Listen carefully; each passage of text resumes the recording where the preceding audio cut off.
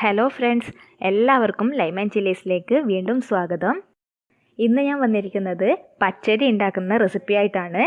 കുമ്പളങ്ങ ഉപയോഗിച്ച് സദ്യയിൽ ഉണ്ടാക്കുന്ന അതേ ടേസ്റ്റിൽ എങ്ങനെ പച്ചടി തയ്യാറാക്കാം എന്ന് നോക്കാം. വീഡിയോയിലേക്ക് കടക്കുന്നതിന് മുമ്പേ നിങ്ങൾ ഈ ചാനൽ ആദ്യമായിട്ടാണ് കാണുന്നതെങ്കിൽ സബ്സ്ക്രൈബ് ചെയ്യാൻ മറക്കരുത്. എന്നാൽ മാത്രമേ ഞാൻ വീഡിയോസ് ഇടുമ്പോൾ നിങ്ങൾക്ക് നോട്ടിഫിക്കേഷൻ വരികയുള്ളൂ.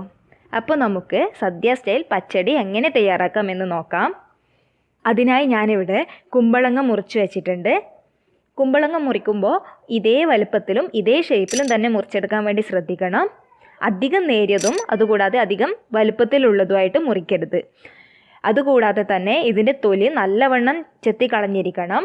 ഇതിൻ്റെ പച്ച കളർ ഒട്ടും കാണാൻ പാടില്ല. അപ്പോൾ ഒരുവിധം പച്ച കളർ കാണാത്ത രീതിയിൽ തന്നെ ഇതിൻ്റെ തൊലി കളഞ്ഞെടുക്കണം. ഇനി നമുക്കിതിനെ വേവിച്ചെടുക്കാം. അതിനായിട്ട് കുക്കറിലേക്ക് ഇട്ട് കൊടുക്കണം. ഇതിൻ്റെ കൂടെ തന്നെ ആവശ്യത്തിന് ഉപ്പും പിന്നെ 1/2 ഗ്ലാസ് വെള്ളവും കൂടി ചേർക്കണം.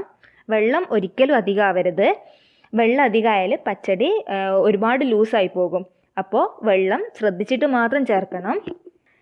ഇതിൽ വെള്ളം എത്രത്തോളം ഉണ്ടെന്ന് ഞാനിപ്പോൾ കാണിച്ചു തരാം. ഈ ഒരു പരുവത്തിലാണ് നമ്മൾ വെള്ളം ചേർക്കേണ്ടത്. ഇനി ഇതിനെ നമുക്ക് അടച്ചു വെച്ചിട്ട് ഒരു വിസിൽ വരുന്നത് വരെ അടുപ്പിൽ വെച്ച് വേവിക്കണം. പ്രത്യേകം ശ്രദ്ധിക്കേണ്ട കാര്യം, ഒരു വിസിൽ മാത്രമേ ആവശ്യമുള്ളൂ.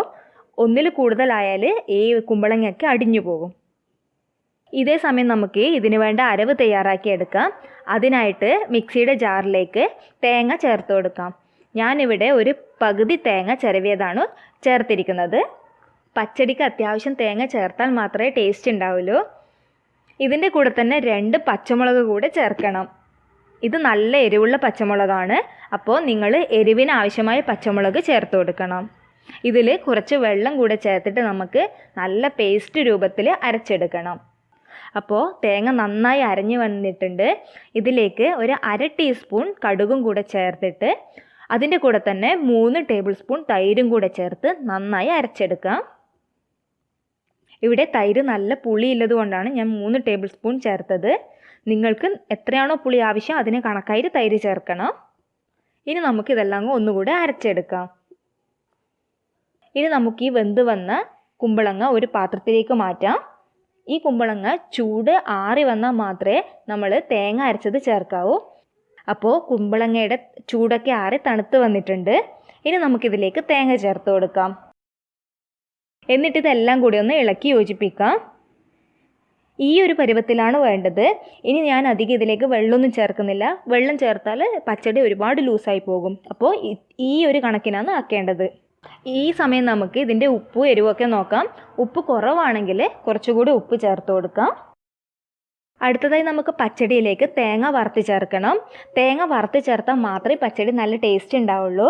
അപ്പോൾ അതിന് വേണ്ടിയിട്ട് പാൻ ചൂടായി വരുമ്പോൾ വെളിച്ചെണ്ണ ചേർത്ത് കൊടുക്കാം.